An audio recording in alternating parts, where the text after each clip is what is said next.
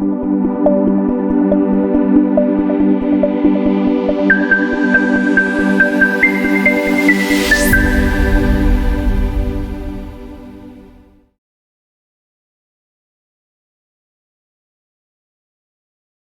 good afternoon to all of you. This is Dr. Aisha Mir, the Head of Business Department.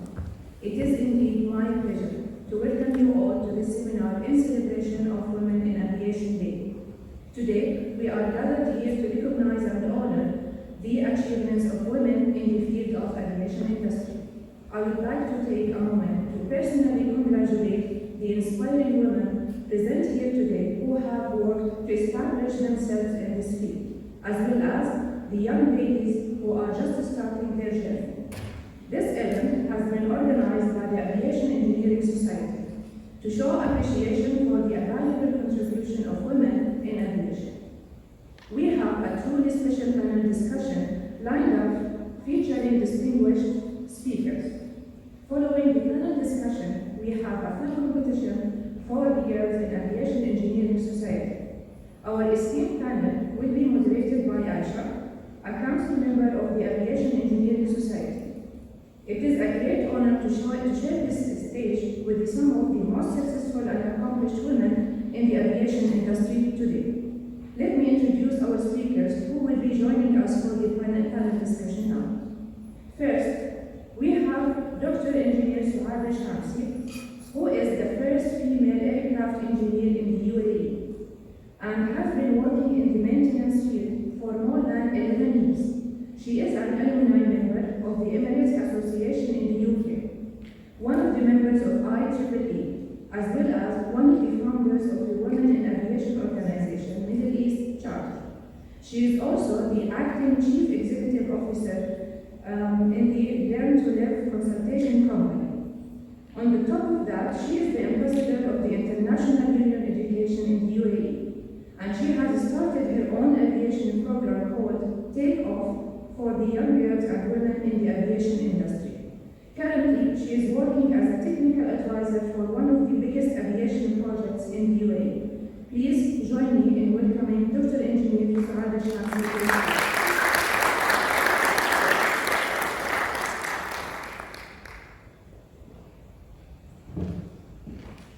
Next, we have the Head of Sustainability for Abu Dhabi Airports, Boyle.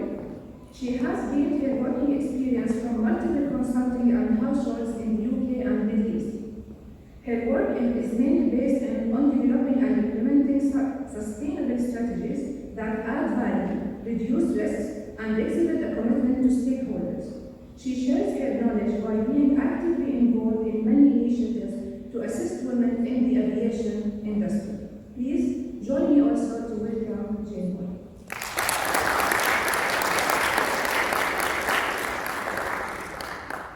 Lastly, we have the first Emirati female aerospace engineer, Engineer Marwa AlMamari.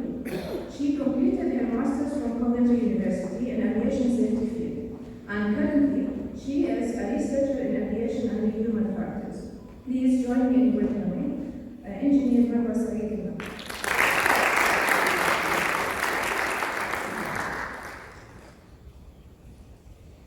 Our speakers will be talking about their experiences. They will also be sharing their achievements while answering the students' questions. So let's begin with our panel discussion with our guest speakers.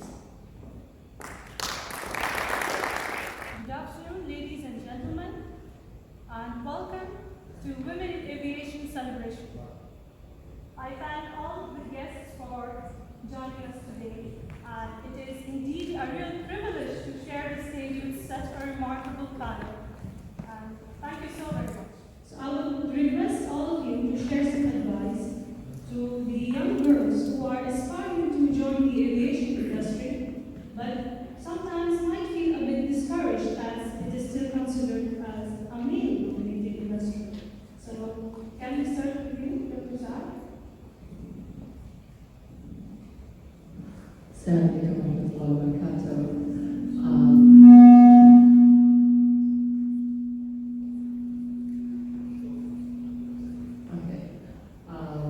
It's a pleasure always to be part of this university. Whenever I come to the stage, remember myself year and year. To be honest, I started with a dream. People thought that I cannot do it. I'm talking about more than 23 years. They were telling me that you were dreaming, you cannot do it because you're a woman, I was zero in English, by the way. I come from government school, and I never be able to say one sentence in English. And all this negative come to my word. The worst thing they were telling me, because I was overweight, that you will break the wing of the aircraft, so the dream is something else. And I noticed that because people asking us to give advice for the young generation, we always look into them, what we are unable to do.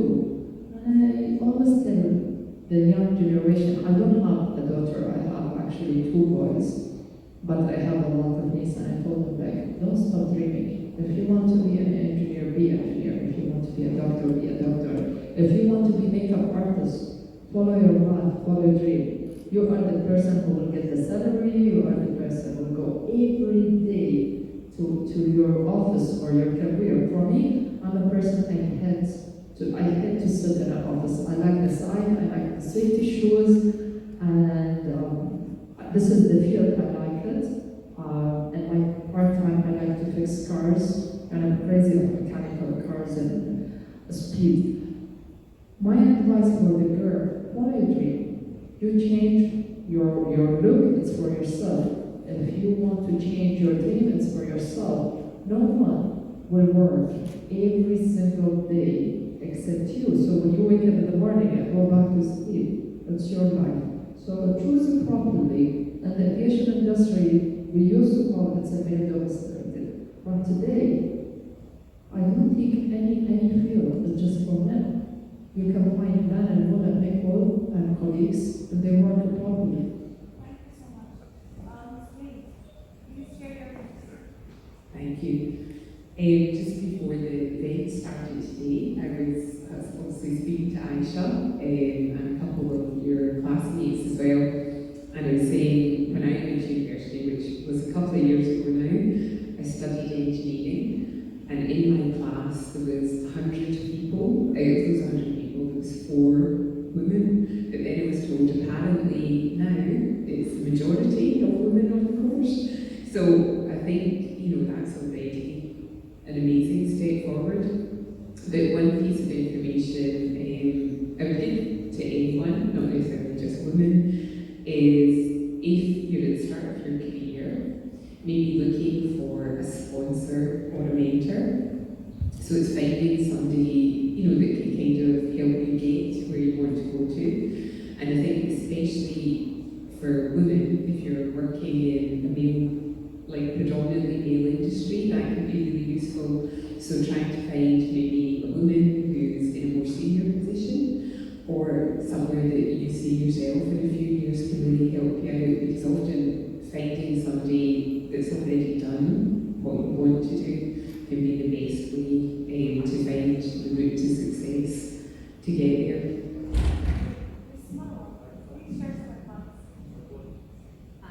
So I just agree with both Dr. Suaad and Jane about first about the number of students in aviation now. It really increased, and that I can see students from different universities when I do give them lectures, and I see a lot of female and women in the field of aviation, and that's totally different than what we used to have back then. Dr. Suaad was the only female aircraft, I was the only female aerospace engineer. So we practically paved the way for you see? We did pave the way to make it easier for the next generation, which is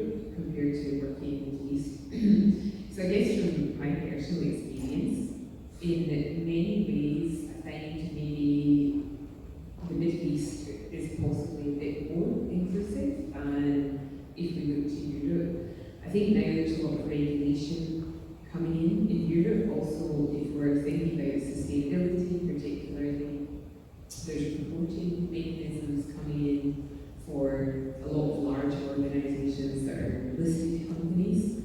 So things like looking at the boards of companies, there should be a representation of at least like 40% women on all boards, which I think even in Europe at the moment they are struggling to meet that target. I think it's only Norway is the only country in the world that has actually met these goals.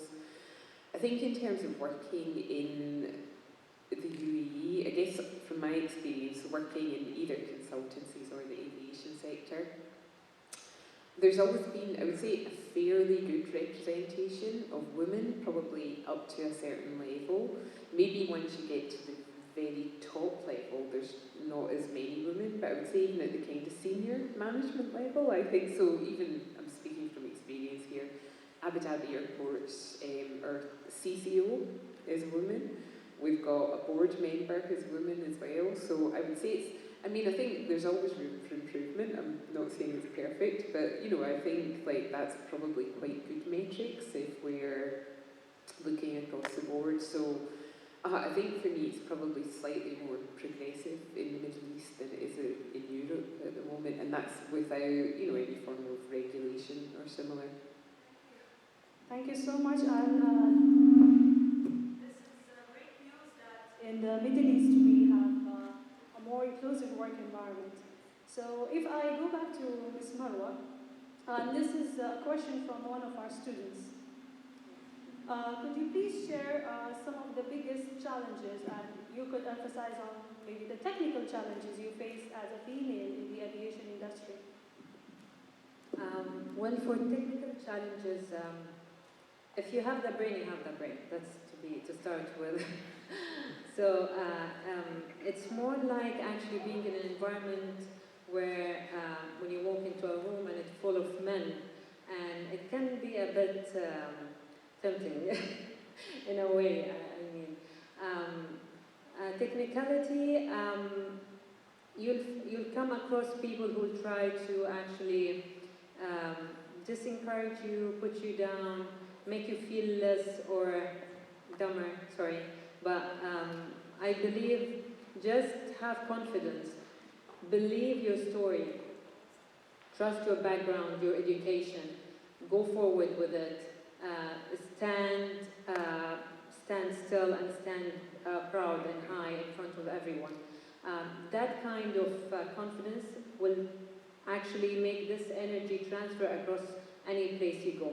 Even if you have any doubts, even technicality-wise, we can always find a solution for it, but don't feel less. It is a hard industry, it is expanding, but we still actually know each other in this industry. So it is big, but yet it is small in a way. So I hope I answered your question. Thank you. Yesterday, I was going through the Women in Aviation Organization's report to just check some statistics. And the numbers were really shocking. Like, the aviation industry is employing more than 87 million people. But still, if we look at a global scale, if we talk about maintenance technicians, we talk about senior leadership positions like C-suite, or even professional pilots, altogether don't even represent 10% of the total workforce. They're really like underrepresented. So what would you think, how can the industry work to attract and retain more women professionals in the aviation industry? If I will talk about the percentage here in UAE, we have 3% as an aircraft and aerospace engineer, 7% pilot, 12% air traffic controller. I'm talking about till December 2022, by the way. A cabin crew, 76%. And why is this the difference? And I think when I did the research, because the environment, the working hour, the career itself, it's like a doctor. You never stop studying, reading. when it came to technical side especially, the growing up and the opportunity in the field, the industry is so high. So if you will go for engineering, you start from lower grade till you get your degree, get your license, then you improve yourself and continue doing type courses depend on your aircraft and everything. A lot of people, they want to graduate from university, directly they want to be a manager. Directly they want to be the shift leader, they want... The difference that the new generation, they don't get the awareness how step by step they should grow in their career. I remember one of the lecture I gave, and it was in UK, not here, and the student, they said, why we should study 4 and 5 years, and then when you graduate, we will be just a mechanic or technician. And then when you actually give them the awareness how the processes should be and how you will continue in this career, directly they change and go to be in the management side. When it came to the girl, the first question, how I will get married? Will I have children? Is the husband will accept my career? And the question I asked her, if you will be in the medical, your husband will be proud that you're a doctor.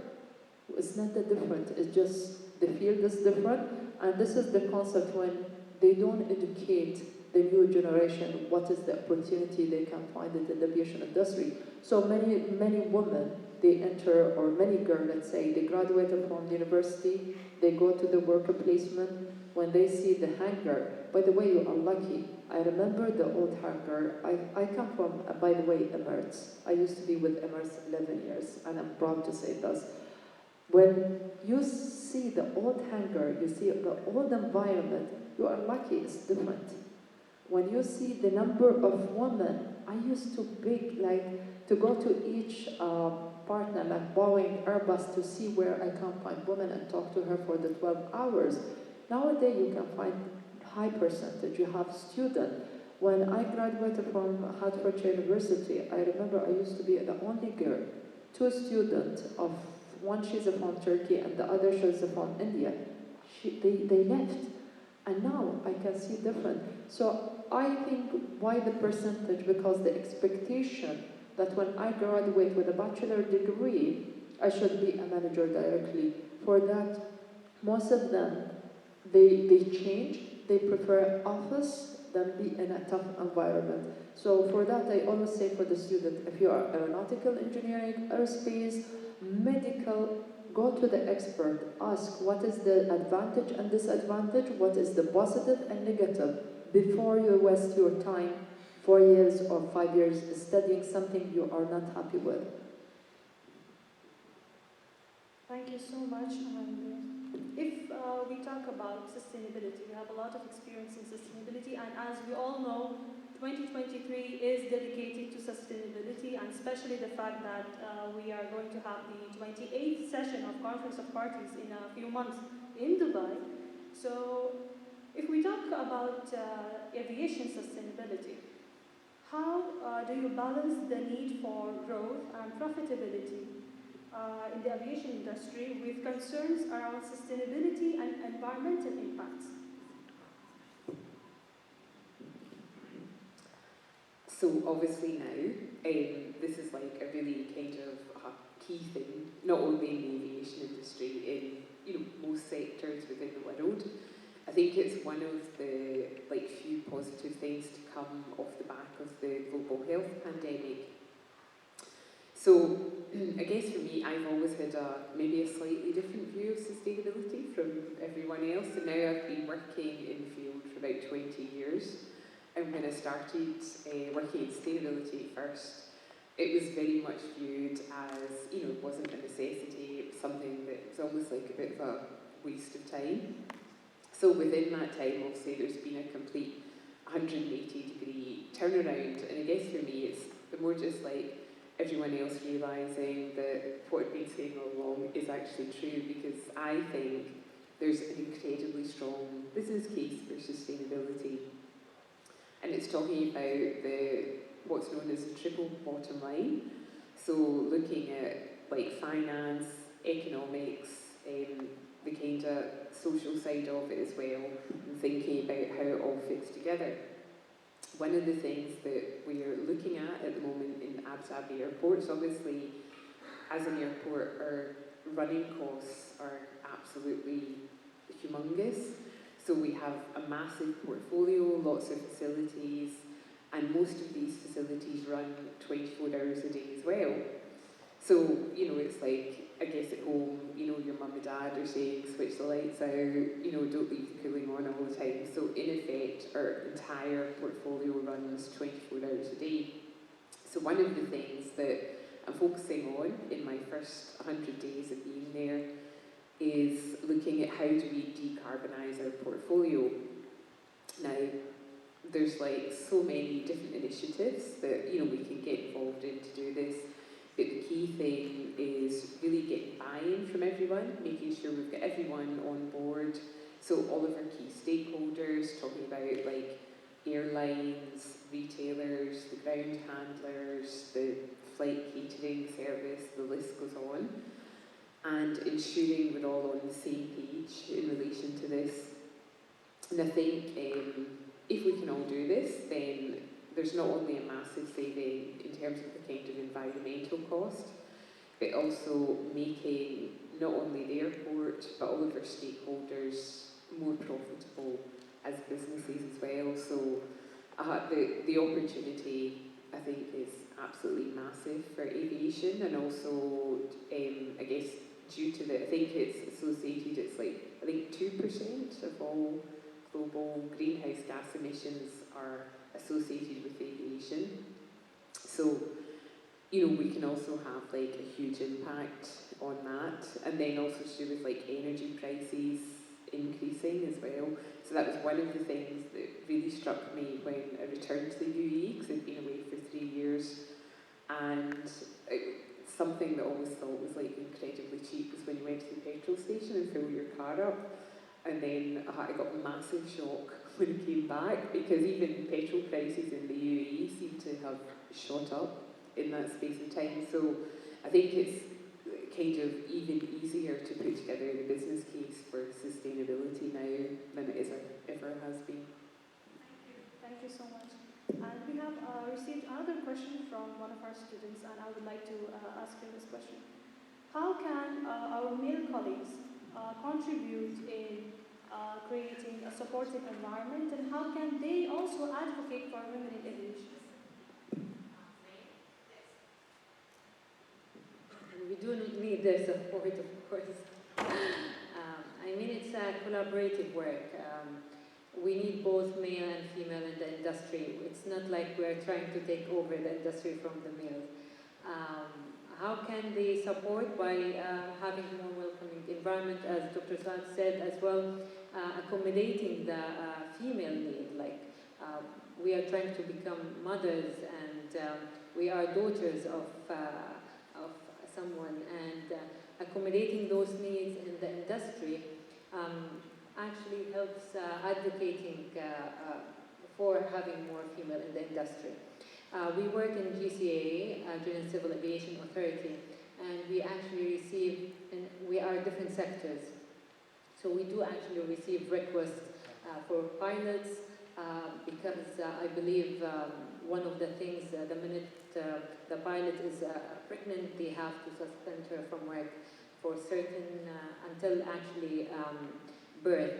I think when she's like 3 months or 4 months, yeah. Yes, so this is one of the challenges actually.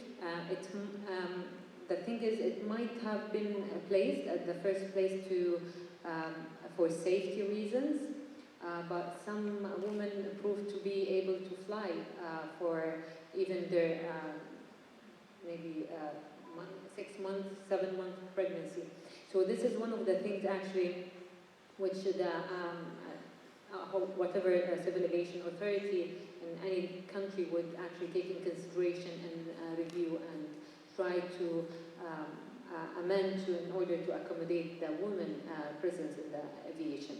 So such scenarios actually advocate for having more women being encouraged to join the industry.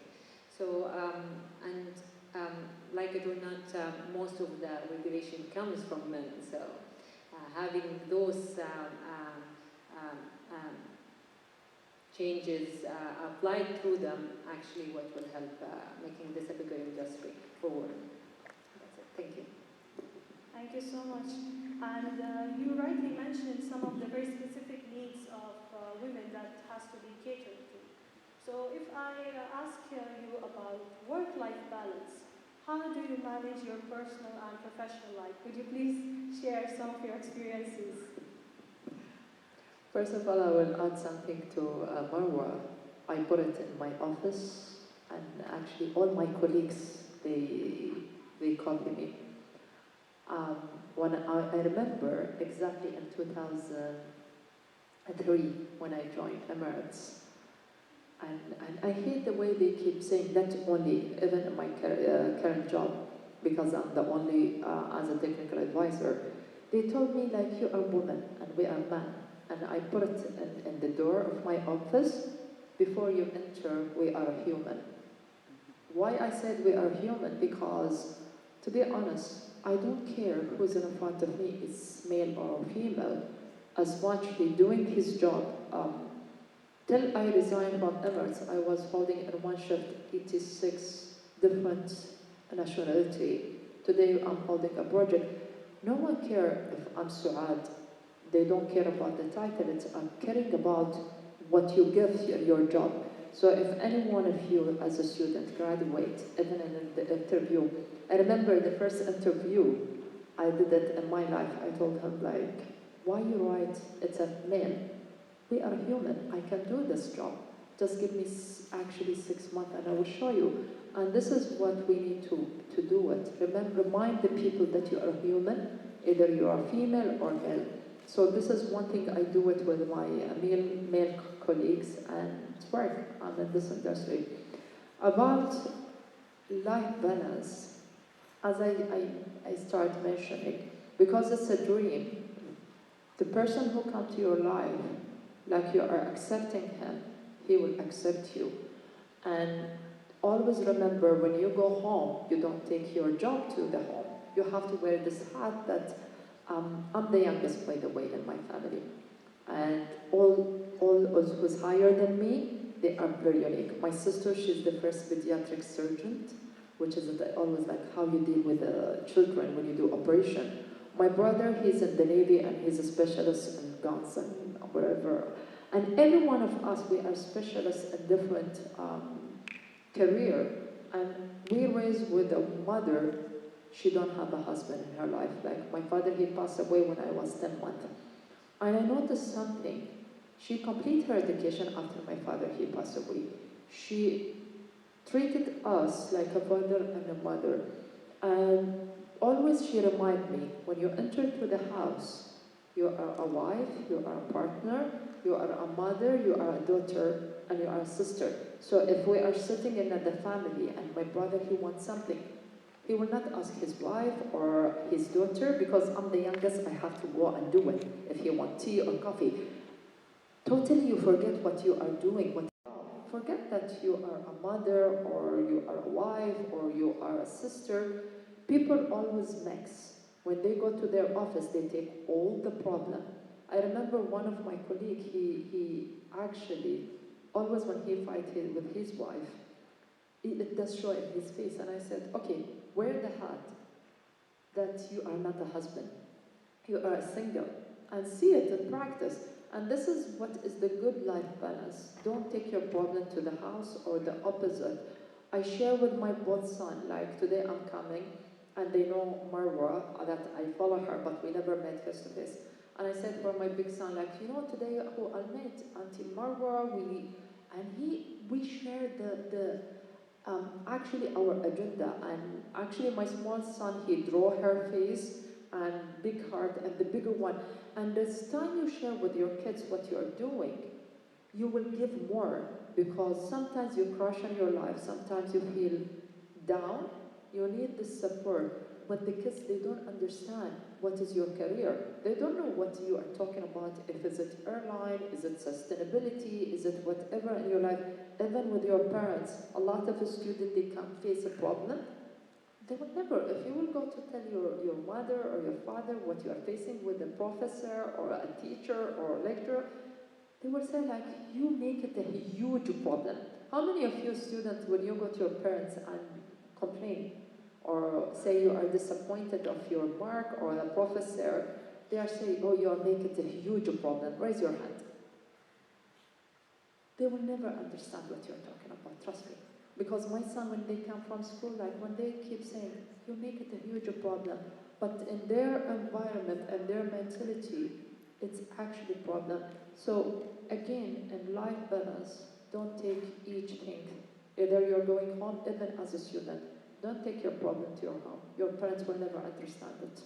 So keep it for yourself, between you as a colleague, and you will be happy life.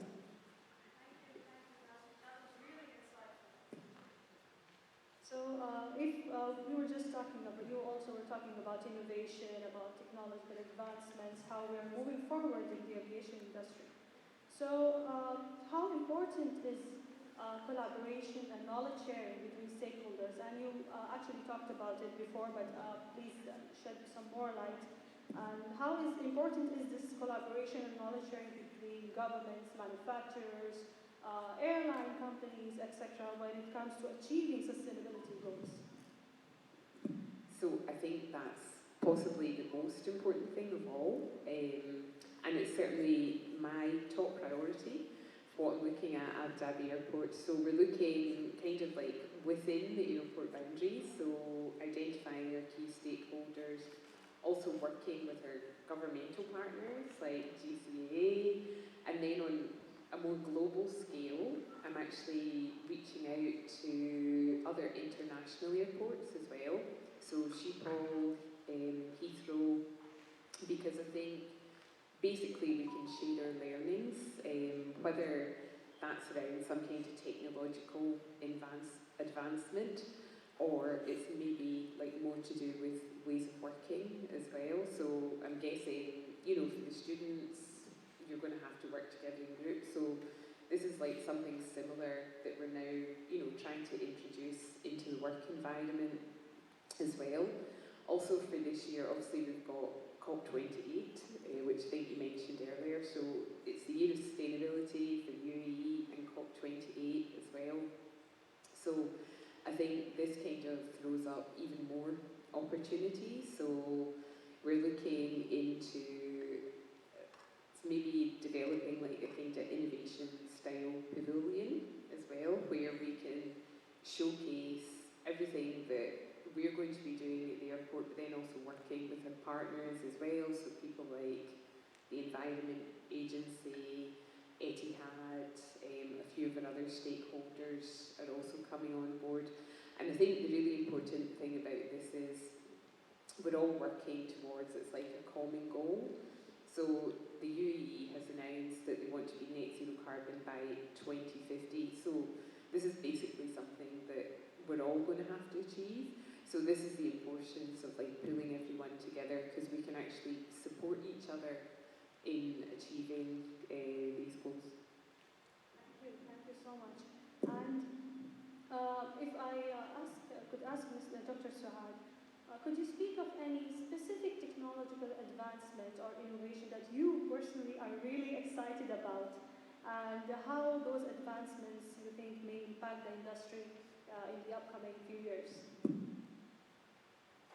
A new innovation and a new technology, let's be honest, it's, when you are talking about the future and the innovation that's happening nowadays, I will talk about more of sustainability projects that's coming.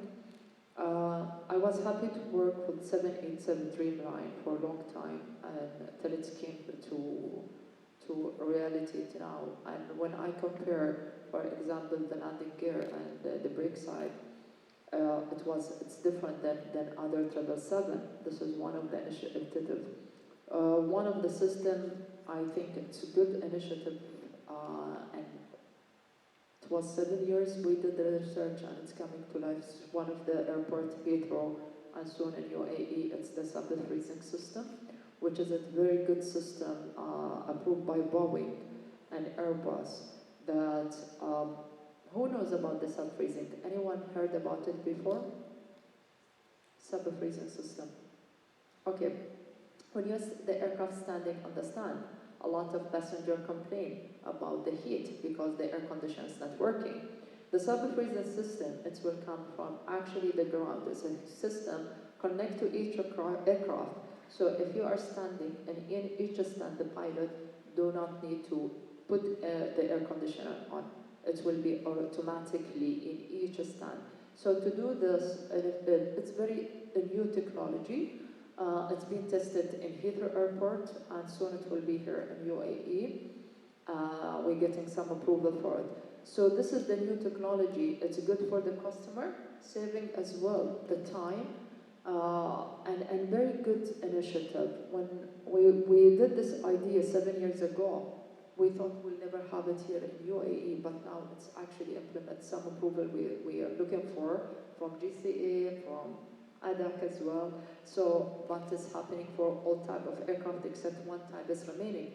And we can see that each time a new technology is coming, yes, the research will take longer time, but I think for the coming 30 years, we will find that many things it's happening. One of the new technology, I saw it, and they are testing in one of the airports. They will soon announce it.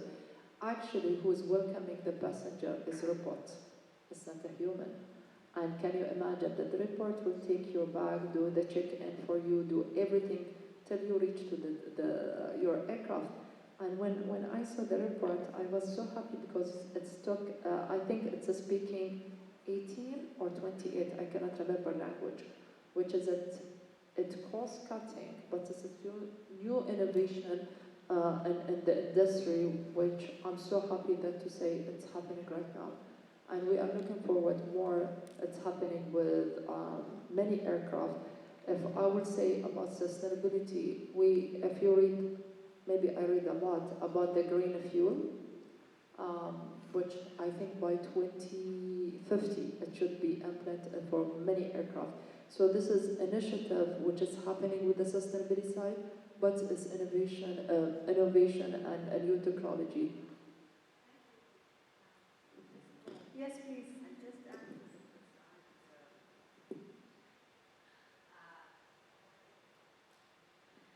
Technology. That's one thing actually of technology we're facing. So I'm just adding to Dr. Suaad about the robots. It's actually, in general, the AI, the artificial intelligence. So this is one of the biggest advancements we're having as well, and we are facing as well. So as much as it is actually an advancement, it is a challenge. So we face a lot of regulations issues. This is one, and control issues as well. So AI is actually invading pretty much everything, all fields. We are even talking about that we'll have actually even ATC, the air traffic, without actually people working there.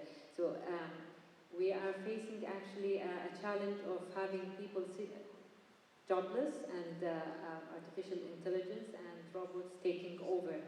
So advancement, of course, and technology is good and we welcome and appreciate it, but we need to learn how to deal with it, with the challenges it brings with it. And we need to be careful. I must agree as well because as a specialist in human factors that many of the accidents we face today, because for investigation in aircraft accidents because of human errors and mainly human factors. So we are trying to research if we eliminate the human factor in aviation, how is it going to turn to be? Are we achieving a safer aviation? Because this is our ultimate goal, to have a safe industry. We still are the safest, by the way of transportation, but are we gonna be having zero accidents? So this is the challenge that technology and the advancement bring with us until today, I mean. Thank you. I would like to add a top of question on that. This is really a big concern. We need to adapt with the upcoming technologies. So what do you think, what opportunities do women have when we talk about the new emerging technologies? Where do you see women in the future taking roles if AI is taking a big leap? Of course, it's some jobs are going dead, for sure. We know that, but it will bring again other jobs. So maybe if a robot is doing everything, you need maintenance for that robot. So what we're saying, you'll always have opportunities, even if AI exists, but we'll always have opportunity. It's just the direction will be different today. And instead of having people doing that job, you're having people working to maintain that jobs. So instead of people more like in different and going to faculties, even the way of education will change. The faculties will be more focusing in creating those, for example, robots. And when I say robots, I don't mean only the one that serve you food later on in restaurants. I mean the one which will be actually operating surgeries, robots that actually taking care of flying airplanes. So we will have different kind of jobs, and women will always have a place. Just as Dr. Suaad said, we are all human. So if you have the brain, you have the ability, you have the persistence and consistency to achieve whatever you love, it doesn't matter if you are a male or a female by end of the day. Thank you. Thank you so much. And I was listening very attentively to the work-life balance answer. So if I add something on that, if there's one thing you would advise aspiring engineers not to do, what would that be? One advice, as Marwa, she's a specialist in human factor, and she would agree with me. If you face a problem, if you feel you are unable to work, don't go to work. Don't do it. Because the human error we are facing, most of it because a lot of people, they are facing a problem, or they are health not a problem, they are sick or something, but they push themselves. Sometimes, you need to stop, especially when it comes to the maintenance and you work in the hangar. Sometimes the line manager will ask you to do overtime. If you are not able, say no, stand and say stop. I cannot do it, because you are responsible not only in a component or the aircraft, a human. So when you go to your job in the future, think about that each aircraft, you are minimum 200 passenger with a cabin crew, so your responsibility to make this aircraft safe to fly. So if you cannot do it, say I cannot and don't go for work, because it's very risk. And as Marwa, she said, a lot of accidents happen because of human error. Would you like to add something on that? I'm just going to add that fatigue is a huge thing in the aviation industry. So as Dr. Saad mentioned, if you do feel ill or sick, you need to listen to your body and know when to stop and when to carry on. Fatigue is something that we face with the engineers, with the pilots, with the crew, and it is serious because a small error in aviation industry can actually cause a massive accident. And you have no idea how massive it can be and the number of victims we can lose, people we lose. Colombia, the shuttle was actually because of a foam. I don't know if you've studied Colombia, the rocket. It exploded because they made a successful launch, but in the way back, actually it exploded, losing around 12 souls on board, I believe. And it was all because of a foam, just came off the surface. So it's not a joke, definitely. You are taking care of souls here. and listen to your body. If you are going through stress, this is an indication that you might have fatigue and life balance. That's all what you need to know and to do actually, because we are people of many hats. We wear a hat of students, hats of workers, hat of mothers, daughters, sons. So remember that wear the right hat for the right place. Thank you. Thank you. And this question is for all of you. I would really want all your views. Are there any specific skills that you think are especially important for women to cultivate in order to succeed in the industry? Can we start with you? Thank you. So I guess for me, one of the key things that help me succeed in the industry is, I think, the ability to communicate.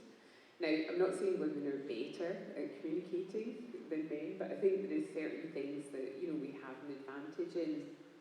And I guess for me, it's important to listen, and I think especially, earlier on in your career, it's important to listen, but it's equally as important, to make sure that you're heard and you're getting, your point across in a clear way as well. So I think it can come in many forms. It can be the kind of visual speaking form, but then I think graphics, how you represent things, how you can portray your point is incredibly important as well. Because I think working as an engineer, when I started working, a lot of the things that I was asked to do, it was reports. You would write reports. I'm assuming you probably write quite a lot of reports at university as well. They can often maybe be a bit of a dry read, so it can be difficult, to get your point across.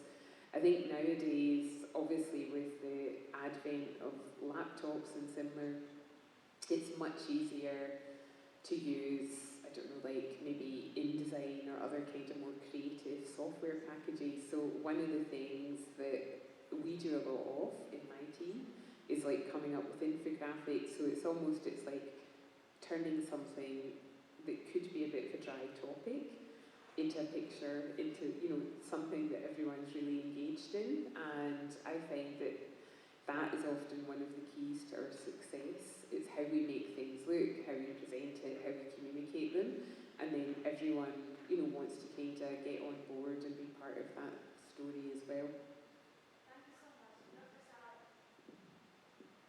Well, sorry if I would be tough, but be confident, stop being sensitive. Your teacher, your professor, they don't care if you're a girl or boy.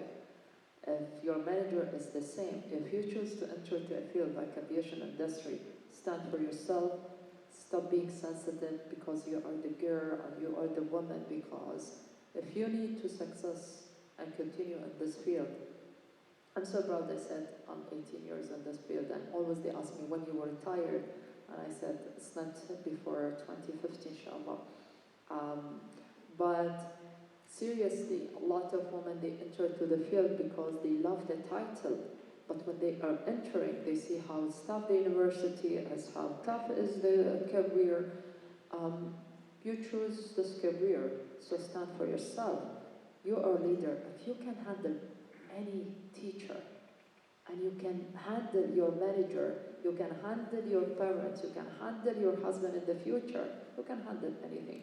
So try to be confident, try to learn, read a lot, ask the expert. For example, today I have the student, and allow me, Aisha, to invite them. We have a Women in Aviation conference on 9 of May in World Trade Center. Most of you are welcome. It's a free registration. A lot of experts, either from state, UAE, Gulf country. It's a starting from 11 to 4, many discussion panel. One of the keynote speakers, Sheikh Marwa AlMamari, the first pilot and from the royal family. A lot of great speakers.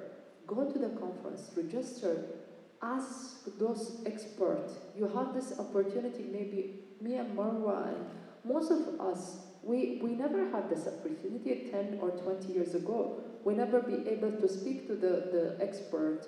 Social media were nothing. I remember it was hi-fi, cannot remember. Yeah, a BlackBerry. But today, in one click, if you have a question and through the social media, 10 people from this 10, 2 will answer you. So you are welcome to this conference. It's a free registration. I will keep you the link with Aisha to register. You will see a lot. They are having 35 speakers from different fields. Come, listen to them. Get to know what you want to be in the future. The life of the university is very short. The real life when you will graduate. If you want to stay in the same level or you want to grow in your career, it's your choice. I'll start with actually a message I always tell to my kids. You don't have to be smart. You don't have to be Albert Einstein, no. Just be committed and consistent in what you're doing and what you want to do. It doesn't take smart, because if you count on your just being smart, trust me, you will not get anywhere. Unless you are committed and consistent, like you do the thing every single day. You study every single day. Dedicate time for that thing you love. You want to be a baker? You can be Da Vinci, I can tell you this. Just be consistent. Be consistent, and you can be many things. Don't believe that you are one thing. You can be artist, you can be engineer, you can be a writer, you can be so many things. But all what it takes, consistency and commitment. And it doesn't have to be for a female or a male, for all of us, for all of you. Just learn to be more clingy to what you want. Learn to hang tight and strong to what you want. Be passionate about it, love it. As both Dr.Suaad and Ms. Jane said, it doesn't take some expert to become what you want. Just learn to love what you do. Learn to love so you can do what you love. That's what I'm trying to say. So that is the biggest skill I leave you with today, actually. Thank you. Thank you so much. And with these golden pieces of advice, we conclude the panel discussion, and we take this pledge that we are going to believe in ourselves, follow our passion, and let our dreams take flight. Thank you very much.